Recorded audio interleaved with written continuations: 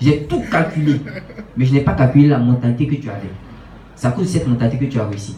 Donc, je ne connais pas votre mentalité, mais je crois que si vous voulez vous lancer, commencez par un qui vous permettra de passer les étapes au fur et à mesure. Et oui, monsieur, après vous voulez ajouter quelque chose. Voilà. Donc c'est super important. C'est vrai, c'est important d'avoir plusieurs idées, d'avoir de la vision, mais il faut savoir planifier en fait ces différents projets. Ça c'est important. Et quand dans le processus de planification, comme il le disait tout à l'heure, il faut tenir compte en fait du projet qui est plus susceptible de conduire les autres après. Et on tient compte aussi de son niveau de moyens. Qu'est-ce que j'ai? Quoi qu'il en soit, une chose assez importante, qu'on ait 5 francs ou qu'on ait rien, il faut qu'on se dise que mon projet doit voir le jour. Ça c'est la chose la plus importante. Et puis je dois réussir mon projet, quel que soit le niveau de moyens que j'ai. Parce que je peux ne pas avoir les financements, mais moi-même, je suis une valeur que je peux transformer en argent en fait. C'est ce que je dis toujours lors de mes conférences, mais je dis toujours à mes collaborateurs, il n'y a pas de personne pauvre. C'est comme simplement quelqu'un qui a des milliards sur lui. Des milliards de dollars. Je suis en Côte d'Ivoire, on utilise le franc CFA. Donc tant que je ne vais pas vers, je ne trouve pas le bon guichet de change, mes milliards de dollars ne me servent pas. Donc je suis toujours à la recherche de là où se trouve mon meilleur guichet de change pour pouvoir échanger ce que j'ai en argent utilisable dans le milieu dans lequel je me trouve. Et c'est comme ça que moi je résume la chose. On a tous de la valeur. Donc tu analyses ton projet, au lieu de passer le temps peut-être pour dire j'ai élaboré 9 projets. C'est pas aller de projet en projet qui est le plus important, mais je commence par où? Qu'est-ce que j'ai réalisé maintenant? Moi j'ai commencé le cabinet quand j'étais étudiant. On est en Côte d'Ivoire, analysons nos besoins. Quand on fait une formation, il faut connaître pourquoi on fait la formation. C'est quoi les besoins de la population. Je suis en Côte d'Ivoire, j'ai commencé à faire mes études en comptabilité la première année. Je me suis rendu compte que le couturier, le coiffeur, le menuisier qui est là, il a eu le mérite de créer une activité. Mais comment il fait pour assurer sa gestion? Donc je ne vais pas forcément attendre que je sois expert comptable pour pouvoir le servir. Les premiers cours de comptabilité, si ça peut déjà servir cette personne, je me mets à sa disposition. Donc qu'est-ce que j'ai fait? Je prends les petits cahiers de gestion. Moi-même, je fais des trucs. Je fais entrée-sortie. Parce que la comptabilité, on te parle de débit-crédit. Or, la personne qui est en face de toi, qui n'est pas allée en truc, lui, il sait que c'est entrée-sortie. Encore là, le problème qu'il a, il ne sait même pas disposer ce truc dans un cahier de gestion. Donc, moi, comment tu fais tes charges, comment tu fais tes entrées, tu fais tes sorties, comment tu fais ta petite synthèse. Chaque semaine, j'ai eu combien, j'ai eu ça. C'était déjà son besoin. Donc, les premiers cours pouvaient me permettre déjà de me vendre sur le marché. Et c'est comme ça que je faisais. Mais en un mois, je me retrouvais avec une vingtaine de personnes qui me payaient. Qui te payait 20 000 francs par mois. Et qui dit 20 000, 2 000 francs par mois. Ça fait déjà 40 000 points d'étudiants. Après, je suis passé à une centaine de personnes qui payent 2 000, ça fait 200 000 francs. Donc quand je multiplie pour dire, mais si j'ai 100 personnes, 200 000 personnes, et au fur et à mesure le service qui était à 200 francs, à 2 000 francs, si j'ajoute du petit module de formation que je fais ça maintenant à 5 000, à 100 personnes, ça fait 500 000 points d'étudiants. Maintenant, si je fais à une grande échelle, alors qu'on sait que toute l'économie de la Côte d'Ivoire est informelle, il y a combien d'artisans? Il y a 800 000 entreprises qui travaillent dans le secteur informel. Ça, c'est ceux qui ont été, qu'on a pu compter. Donc, imaginez celles qu'on n'a pas pu compter, qui sont des potentiels clients. Pourquoi je vais aller viser les grandes entreprises pour lesquelles je n'ai pas la capacité de faire? Et donc, tu es à l'école et puis tu vas, je vais attendre d'avoir le doctorat, avoir tel master, avoir mon expertise comptable, mon diplôme d'expertise avant de le faire. Mais en le faisant déjà, ça me permettait d'avoir une expérience.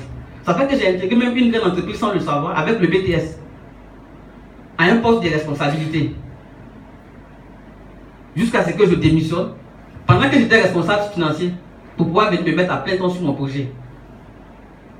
On pensait que j'étais fou. Mais c'est parce que j'avais plutôt anticipé en fait sur le temps en fait.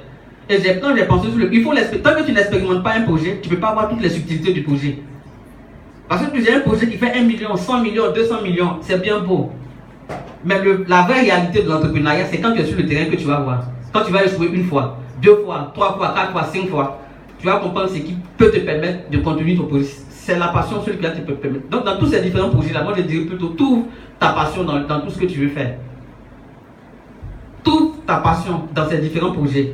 Et commence dès maintenant. Parce que tant que toi-même tu ne commences pas, ça voudrait dire que tu n'as pas confiance en ton projet. Mais comment tu voudrais qu'un investisseur potentiel vienne investir dans un projet pour lequel toi-même tu n'as pas confiance encore? Ce qui va matérialiser ta confiance, c'est le début de réalisation de ton projet. Je me donne à plein temps. Je donne ma vie à mon projet et j'en fais moi. C'est ça en fait le projet. Comment je fais pour confondre mon identité à moi, mon projet? C'est ça qui est la chose la plus importante en fait. Voilà, donc voici un peu ces quelques petits conseils là. Il faut commencer, il y a plusieurs projets, 9 projets, j'estime que c'est assez tôt. Avec un, on peut commencer. Trouve ta passion dans tout ce que tu as déjà élaboré et puis commence déjà à faire quelque chose. Ça sera là le début d'une belle aventure. Je vous remercie. Et puis pour ajouter quelque chose, c'est-à-dire, tout le monde a des idées. Et puis lorsque vous avez une idée, vous devez vous dire que le même moment où vous avez eu cette idée-là, il y a 1000 personnes qui ont eu la même idée à la même minute, à la même seconde. Ça c'est clair. Vous comprenez? Mais celui qui va commencer, c'est celui-là qui pourra réaliser. Donc comme ce que M. Accro a dit, c'est bien beau d'avoir les 9, mais au moins il faut commencer par celui que vous aimez et par celui qui pourra permettre de pouvoir déboucher sur d'autres. Hein? Donc faites cet exercice, fouillez, cherchez, vous allez voir. La quatrième question. Maintenant la quatrième. Oui. Ok, d'accord, rapidement. La quatrième question, c'était la dame. Elle a demandé, elle a dit qu'elle était responsable, chargée de production dans une entreprise et comment surmonter sa timidité vu qu'elle est quelqu'un de réservé. Moi aussi, je suis quelqu'un de très réservé. Mais je pourrais faire 2 semaines dans la maison sans sortir. Si je sens que je vais à la boutique, je rentre. Parce que je ne vois pas, bon, on va causer de quoi. Bon, je préfère rester dans mon coin. Mais l'entrepreneur m'a obligé à être ouvert. Hein? Parce que lorsque vous avez faim, vous savez que vous devez manger. Vous comprenez? Donc, si vous êtes timide, ça sera difficile. Je ne sais pas si vous voulez devenir entrepreneur, non? Si vous voulez devenir entrepreneur, vous devez combattre ça. C'est-à-dire que vous devez apprendre à être ouvert envers tout le monde. Il faut vous ouvrir. Ouvrez vos mondes. Nous sommes dans un monde qui est de plus en plus ouvert. Hein? Connecté. Donc, il faut que vous puissiez vous connecter aux autres personnes. Et si vous êtes réservé, vous ne pouvez pas le faire. Vous devez aller vers les gens. Vous devez sortir de votre zone de confort. Parce que vous avez besoin des gens. Vous avez besoin des autres. Vous devez faire cet exercice-là. Ça, on ne peut pas corriger une personne dans ce sens. C'est vous-même qui devez le faire. Vous devez savoir, vous devez voir la nécessité de le faire. Une personne qui est couchée dans une maison, ok, qui est malade pendant longtemps, il voit que sa maladie ne guérit pas. Souvent, on a des petites fièvres, on se dit ça va passer. Ok, on est là, 1 jour, 2 jours, 3 jours, 4 jours. Quand il voit que ça commence à devenir dangereux, personne ne lui dira va à l'hôpital. Il sort automatiquement et il va à l'hôpital. Parce qu'il sait que sa vie en dépend, c'est pareil. Vous devez sentir ce besoin et cette nécessité d'être ouvert. Parce que vous devez recevoir des autres pour avancer. Pourquoi on lit? Pourquoi on demande de lire? Pour comprendre ce qui vient des autres aussi. Donc vous devez apprendre à vous ouvrir. C'est vraiment nécessaire et utile. Voilà, c'est ce que je sais, monsieur. Juste quelque chose. Et puis c'est aussi par l'action qu'il le faut. Comme compagnie à y arriver aussi. Moi avant, bon, j'ai eu la chance que j'ai anticipé en fait tous ces différents trucs. J'étais à l'école, j'avais du mal à m'exprimer, mais je me forçais pour devenir chef de classe. Je fais tout, je tremble devant tout le monde, mais ça me permet de faire un pas toujours. Jusqu'à ce qu'on arrive en terminale, je dis bon, je vais être le président du club MST SIDA. Je suis allé devant, j'ai battu ma campagne, j'ai fait, puis j'ai été président du club MST SIDA. Vous voyez? Mais c'est toujours avec les difficultés. Les erreurs là, avec les difficultés, c'est toujours, c'est courant en fait. Mais tant qu'on pense plus à la difficulté qu'à ce qu'on apporte aux autres, on n'avancera pas en fait. Tu regardes l'intérêt de ce que tu apportes, mais tu regardes la difficulté. Chaque jour on travaille à la perfection. On n'arrivera jamais à la perfection. Il faut te dire, même ceux qui sont devant vous, qui sont en train de s'exprimer, il y a tellement d'imperfections, mais on se met au-delà de cette imperfection, mais on regarde ce qu'on veut apporter aux autres, et puis on se surpasse. Mais ce n'est que par l'action seulement qu'on peut arriver. Je sais que déjà vous êtes de la communication, c'est déjà un grand pas.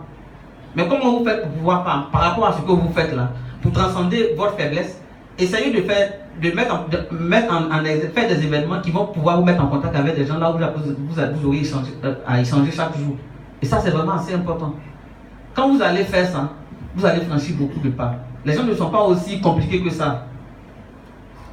Si tu pars avec quelqu'un que tu as une difficulté, ne regarde pas ce que la personne te dira, regarde ton objectif. Si c'est les frustrations, c'est chaque jour, c'est courant. Mais un entrepreneur sait faire fi de tous ces différents éléments. J'ai tel objectif à atteindre, je vais atteindre mon objectif. Le reste là, ça ne me regarde pas.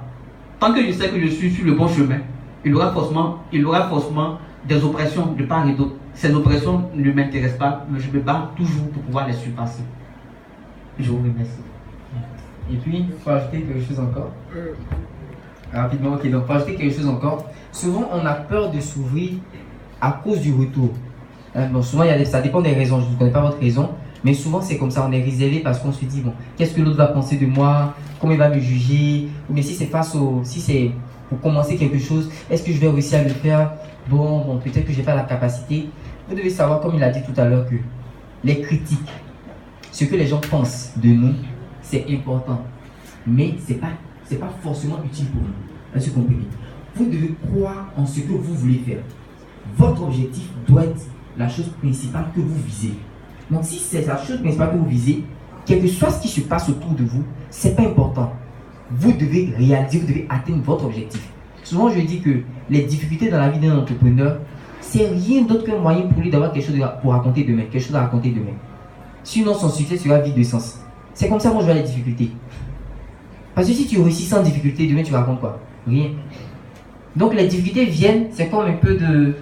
pour que tu aies des arguments demain que tu vas prendre pour expliquer. C'est tout. Donc si vous avez cet état d'esprit, ça sera facile d'aller vers les gens. Ça sera facile de commencer, ça sera facile d'affronter. Parce qu'il n'y a pas d'échec. Merci beaucoup. Okay. Je me permets de faire un petit commentaire. D'abord, merci pour en tout cas la qualité de vos interventions. Et on sent une très grande expérience et surtout une maturité professionnelle. Donc j'espère que je vais m'inscrire dans votre sillon plus tard. Voilà, je m'appelle Charles-Auguste Vanny, je suis jeune entrepreneur. J'ai mis Web TV en fait sur Internet, sur YouTube, spécialisé dans des événements institutionnels d'entreprise.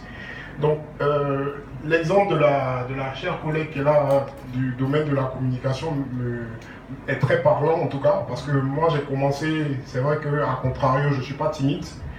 Donc la seule difficulté que j'ai eue, c'est que vu que je n'ai pas fait une formation de journaliste, donc j'ai fait mon trou difficilement. C'est-à-dire que je ne suis pas encore arrivé à maturité, mais aujourd'hui j'ai une web TV avec une visibilité de pratiquement 40 000 vues dans le monde et j'ai pratiquement 500 abonnés en 6 mois.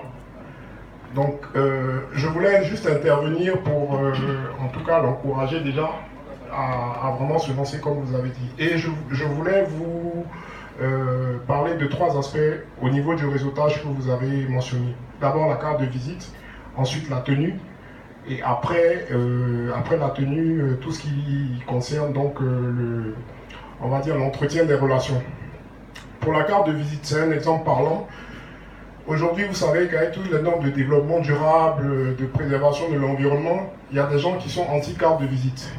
Donc moi personnellement, c'est vraiment une expérience vécue. Il y a un recruteur, en fait un entrepreneur, que j'ai rencontré, que j'ai interviewé sur un salon d'entreprise, à qui j'ai remis ma carte de visite et qui était choqué.